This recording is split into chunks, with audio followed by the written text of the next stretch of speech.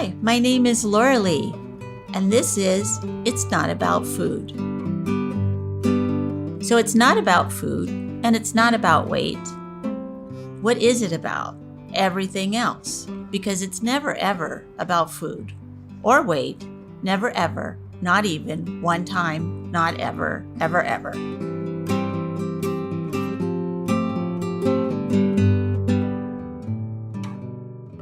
Hi, this is Laurelee, and today we're talking about compassion for the Body Love cards. The picture of the card is the goddess. She has her hand on her heart, and she's looking down at her little power animal. She has her hand on the deer, and it's a very compassionate picture. You think of both of them sort of being there in compassion with each other, with themselves as well.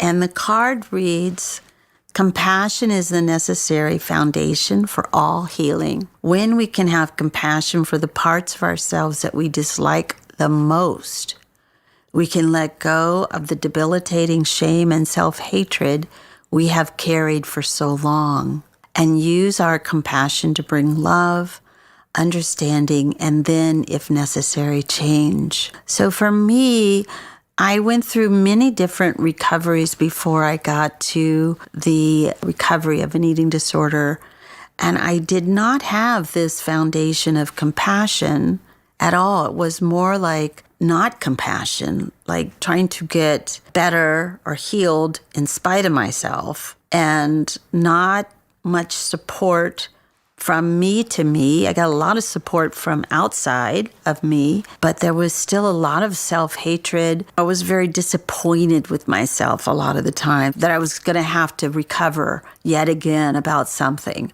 And I didn't really understand that compassion piece until I really needed to use it a lot for my eating disorder.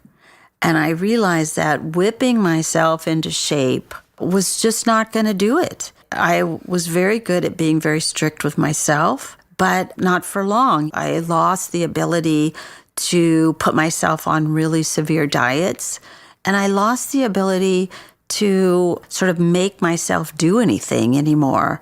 And around food, you have to have compassion for yourself of where you came from and why you have this issue, so that you can really look the eating disorder right in its face. If we can't have that compassion, we're just on another kind of a diet. Maybe it's not really a food diet, but it's a time diet or a support diet. I just was very mean to myself about that. It's so mixed up with how I felt about my body, which I really did hate, and with how I felt about being able to be in my feelings, which I did not like to do and didn't know how to do.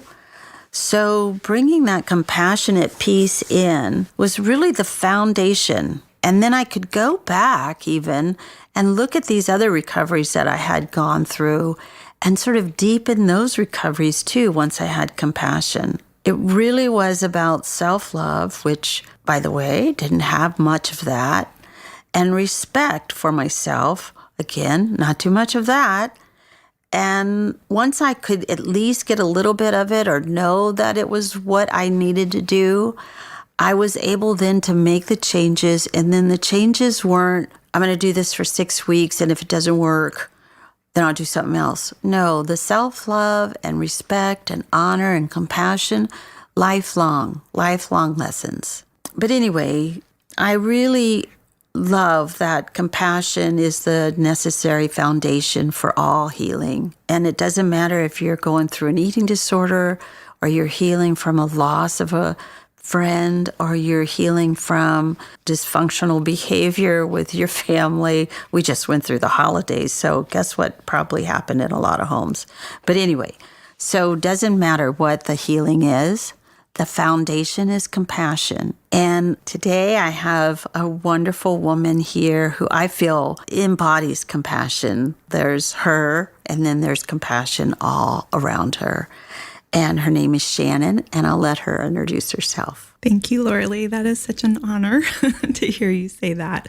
My name is Shannon Myers. I'm a marriage and family therapist, and I felt so honored to have the opportunity to work with you in my earlier career at Beyond Hunger and run groups with you and learn about compassion through your hilarious stories that stay with me. Yeah.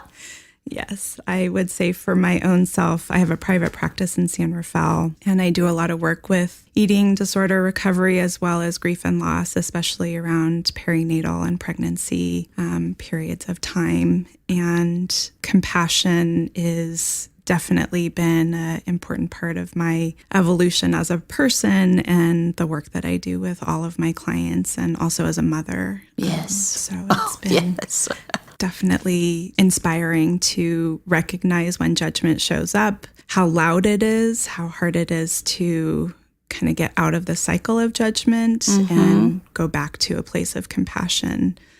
I would say for myself, being out in nature or being in a place where I can be more quiet, be mindful, helps me realize when the judgment is showing up. And I definitely offer that to my clients through guided meditation and really just slowing things down so that we can find a more kind way to speak to ourselves. We usually speak to our friends and our loved ones in such a kind way. And sometimes it's harder to do that with ourselves. It is so much harder to do that with ourselves. And I'm not sure why, because I can see that that was a taught behavior, that I was taught to have judgment against me and probably against a lot of people. We just are very judgy people here.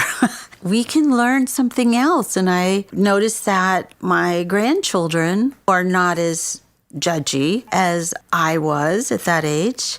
And my son is not as judgy as I was. So it got better, is what I'm saying.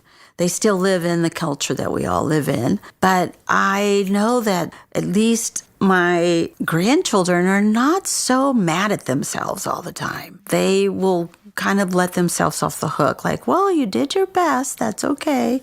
They'll actually say that. I did my best, Grandma. And of course they did. And so sweet. And I never felt like I ever did my best. So it got better.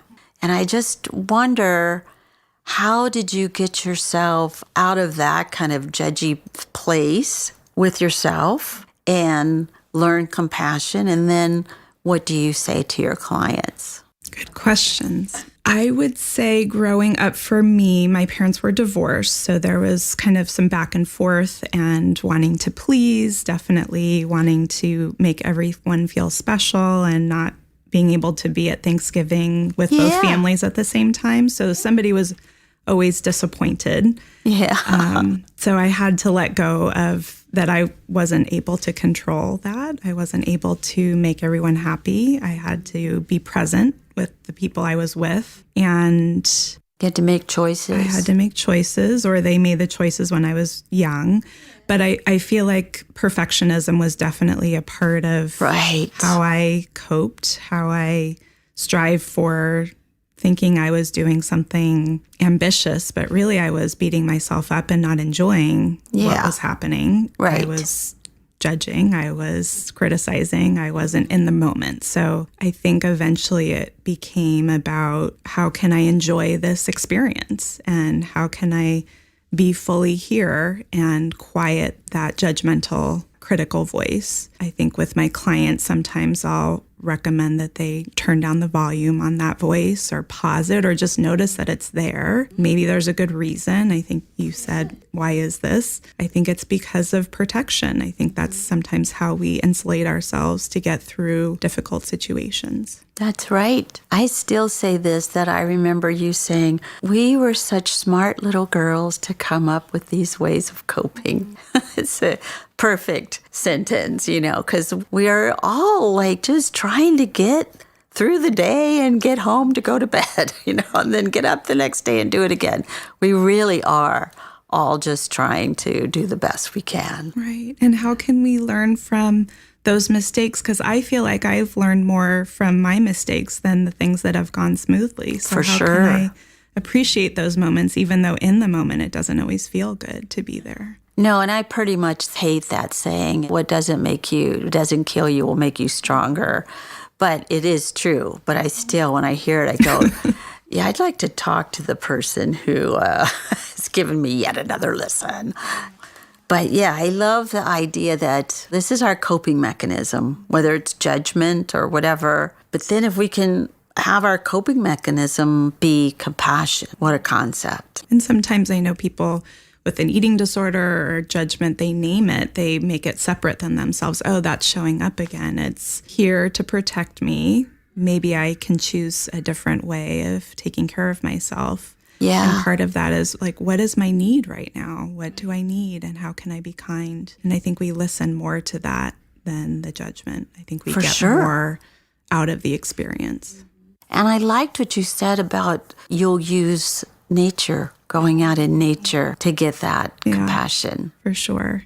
Yeah. Talk more about that if you can. Yeah. Like right now, we just had this beautiful wolf moon that's so amazing. That moon. Even my kids noticed it. I mean, it was like, it was stunning. And I think when I look at the night sky, and obviously I live in San Rafael where there's a lot of light, so we don't get to see the stars in the same way that I grew up with. But just to realize how small we are in the bigger picture. And sometimes when we have a challenge ahead of us, we get really micro-focused on that issue instead of taking a step back.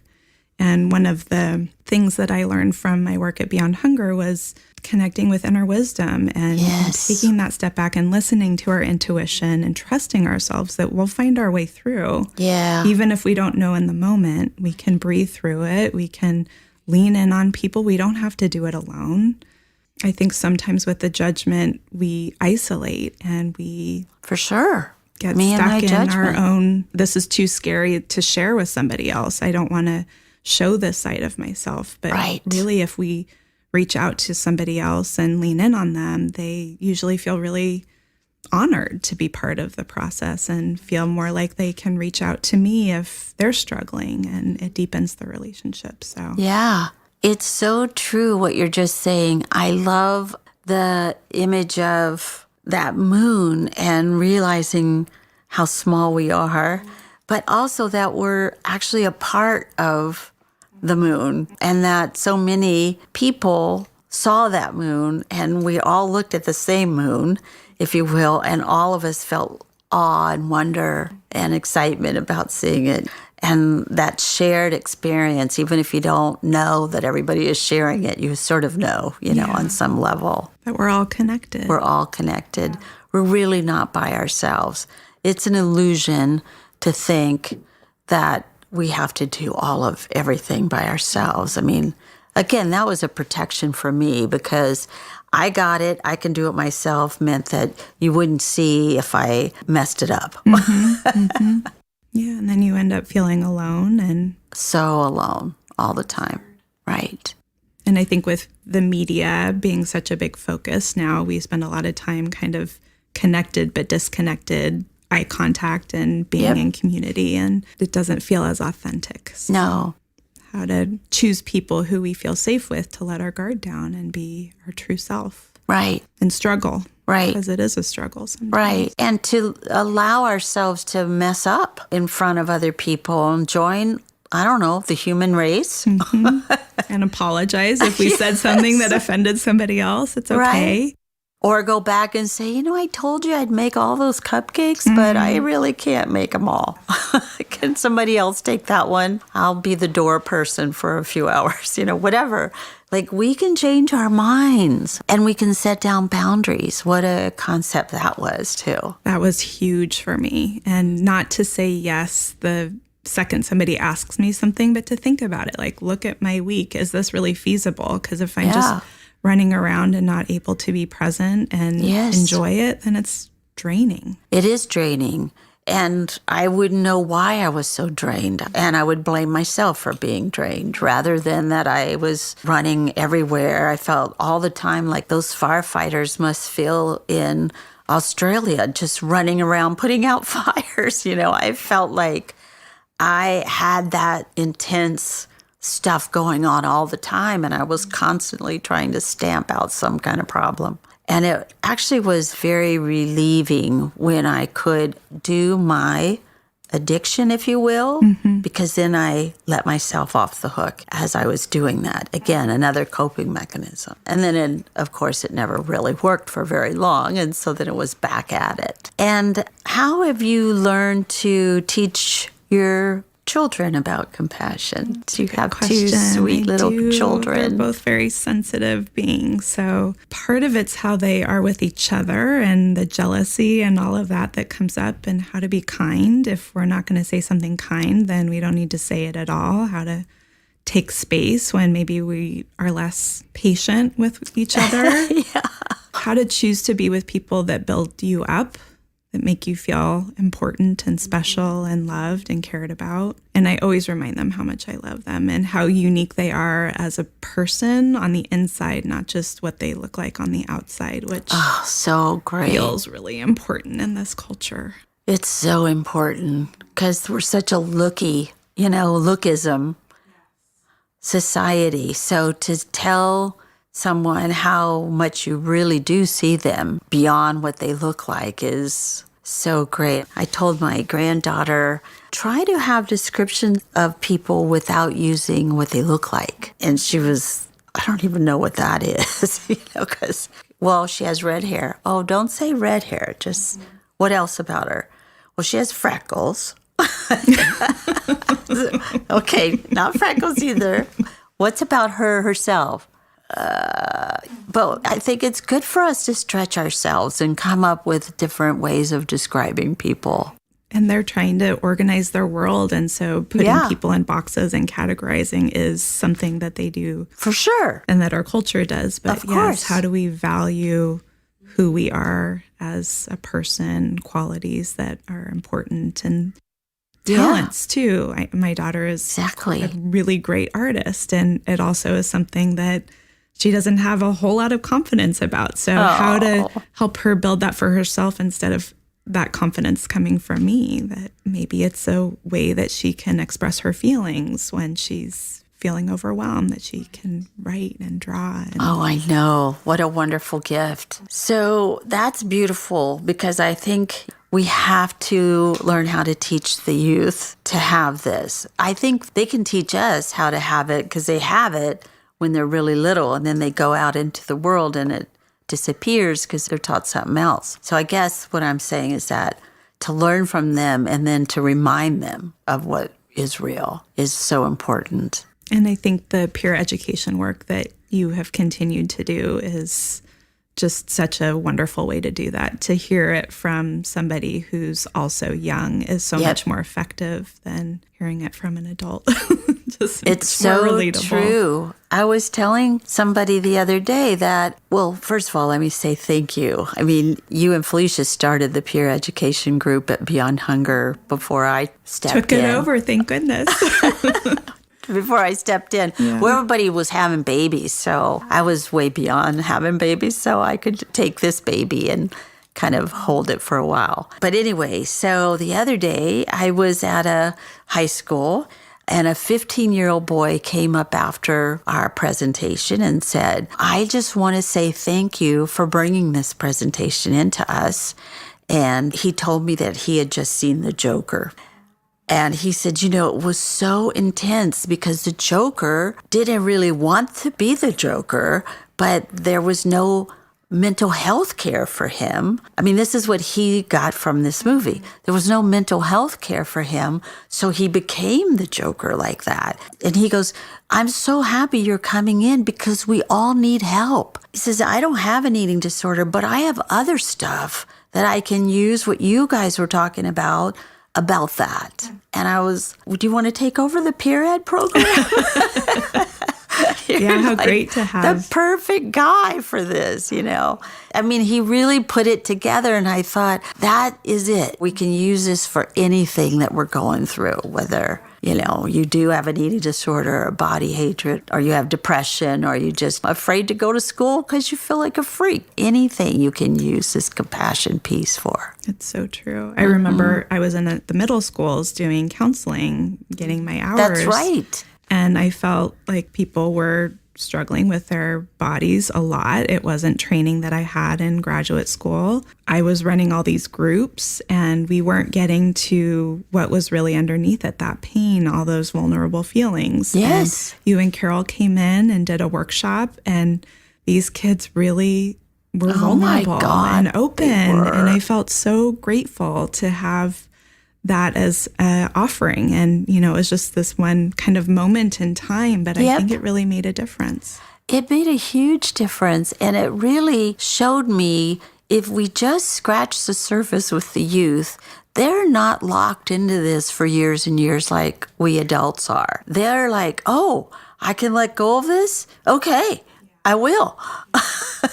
I know that resilience is so inspiring to me. And to go off and launch in whatever way, and I know it's harder to launch now, with that emotional intelligence is just such an important gift. It was so great that you brought us into that. I wish we could do that in every school, have a workshop. I have however long health is when we're brought in. So the presentations can be from 45 minutes to an hour and a half if you have an hour. Whatever you have is what we'll take. And so bringing in the peers, somebody that is their age and can talk about this, or a little bit older, is so important, because I can stand up there until I'm blue in the face and talk about stuff, but I'm just another adult that doesn't understand what's going on with them. That's how I felt, and I know that's how they feel. But another person closer to their age, it's all the difference in the world. Yeah, and I've stayed in touch with one of our peer educators that's like, it's shaped her life, and she didn't have the resources to do a lot of therapy to recover from her own eating disorder, and yet she is doing well and loving her body, and that is so has great. A full life, and the eating disorder isn't controlling everything, and she's compassionate with herself and others, and it's so inspiring. Right. It really made an impact. I really love that, and I've heard from people who, we have somebody in our peer education group right now who's one of the presenters that 2 years ago, we presented to her class. And so now 2 years later, she said, well, I want to do this because it helped me so much. I could have had an eating disorder, but because I heard you, I didn't. So that's so great. Therapy works. Workshops work. Books work. Talking about these issues work. They really do. Hiding in your room, in your closet, and eating all the chocolate never works. I mean, it does for a little while, but doesn't last. Nope. It's that flag that, okay, I need more help. I can't do this on my own, and you shouldn't have to.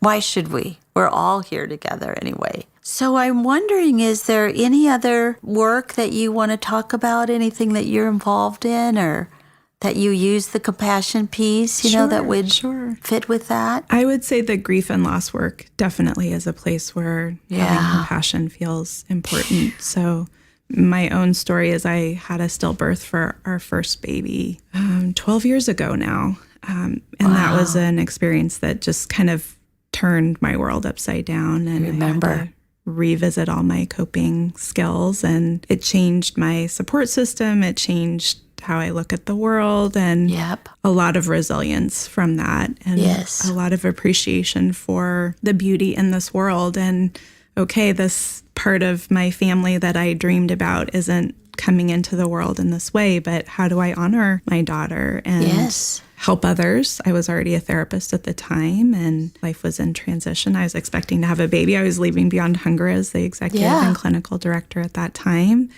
And how can I help others? So I knew when I was done having my own babies that was the work that I wanted to do, and got involved with a nonprofit organization called HAND, Helping After Neonatal Death, and they're Hand of the Bay Area now. So we have a chapter here in the North Bay in Marin that I helped start a few years ago. And run free support groups for bereaved parents from miscarriage, stillbirth, infant and neonatal death. And people are raw and don't know where to turn. And I know from my own self, like, it was so easy to blame my body for what happened. And I don't have all the answers for why that baby didn't come into this world healthy. But I really, a lot of guilt and shame, and I could have just spun in that spiral forever. It wasn't helpful. Right. So to be with other parents who question, oh, should I not have traveled? Should I not have lifted this? It's like all the what ifs. I shouldn't have eaten that. I shouldn't have, Right. It's hard. And what was I thinking? Yeah. We don't have all the answers. It's unfortunate that there's still so many situations where people are grieving the loss of a pregnancy for whatever reason, and to not have to go through it alone, to know that the grieving process is hard, but we can't avoid it, and how to stay as gentle with ourselves as possible through the process and know that there's something on the other side. I don't always know what it is, and we know what we need. So part of it's just trusting ourselves that we know what we need to heal, and sometimes it's not what other people think we need, and so it can be really hard to ask and trust. But I feel very honored to be able to walk that journey individually in my private practice through the group work at hand, and then I do ritual work at Pomegranate often, a couple times a year. Nice. And, light candles and do yoga. I mean, that was a huge part of my healing, was just being in my body through yoga and trusting that this is my body. I need to make friends with it again. Same with recovering from an eating disorder. How do I live in this body? This is the only body I have. Only one you're going to get, too. Yeah, I feel very blessed to be able to walk through the healing with people and trust that they're going to get through with enough support. And sometimes it looks harder than others. I remember you going through that and just having to take a lot of time to give yourself time to grieve and to just be with the loss of her. And was a good lesson for anybody watching that, of how well you did that, even though it was so hard for you and for everybody who loved you, because we all wanted to say, who cares? Just get over it and have some cookies. But you can't. You just have to be there with what is. Yeah. It is what it is. It is. You can't really blame your body. You can't blame her. You can't blame, that's control. Well, if I could have done this, then this wouldn't happen and I wouldn't feel like this. Right. So you just were with whatever it was. So beautiful. So beautiful. Thank you. Yeah. And there's a lot of stuff that happens that we have no control over. Well, most things. It's like true. The Dalai Lama says, the only thing you can control is, well, nothing. Very true. With his head going back and forth. I think he said that because sometimes I misunderstand what he's saying. It has a hard accent for me sometimes. But yeah, it's like we don't really have control over it. It's an illusion to think that we do. And I think that was freeing for me after that experience, that I didn't have control. I couldn't control the world. It was so out of control that now I kind of don't have to try. I just go with it. Yes. And sometimes that feels more uncomfortable than other times. Definitely. But it really has been freeing overall. And things aren't perfect. It's messy sometimes, but totally it's life. messy. And how do I stay present, and how do I stay connected to the people that are important to me? Yeah, I know that I have people who are, especially in this day and age that we're living in right now, who are very afraid of what's happening in the world. And it's okay to acknowledge that and be with that and work as hard as you can to make a better place. But in the long run, there's a lot of things that we can't do anything about, really. No, we have a lot of healing to do, that's for sure. We do.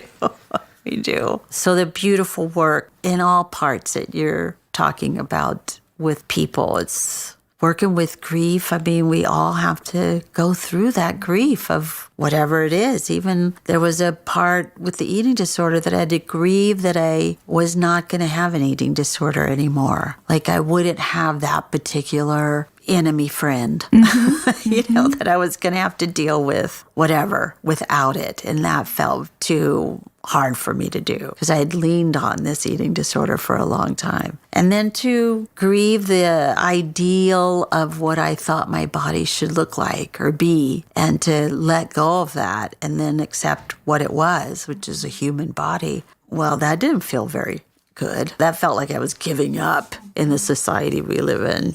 Yeah, so much more peaceful, though, to give that up. So much more peaceful. But we don't know that until we get there. That's true. It's like you have to let go of the limb and you'll be caught, but you have to let go. I like in the Beyond Hunger work, focusing on what our body does for us versus what it looks like. That was really impactful.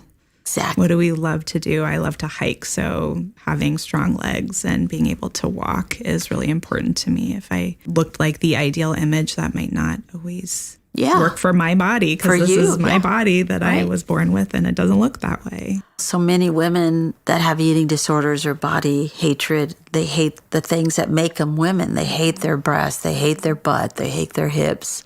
They hate their stomach. So it's always, well, what if you didn't have a butt? You'd be sad. And it changes what it's supposed to look like in this culture anyway. Right. Yeah. But it's still a perfectionistic thing, because it can be a big booty, but not too big and not too small and not too this or that or another. It still has to be the perfect booty. Yeah. So how do we hold compassion for the body that we live in? Right. How do we take care of it? And I think of my body as a trusted friend, or like a dog. You take good care of your dog. I do.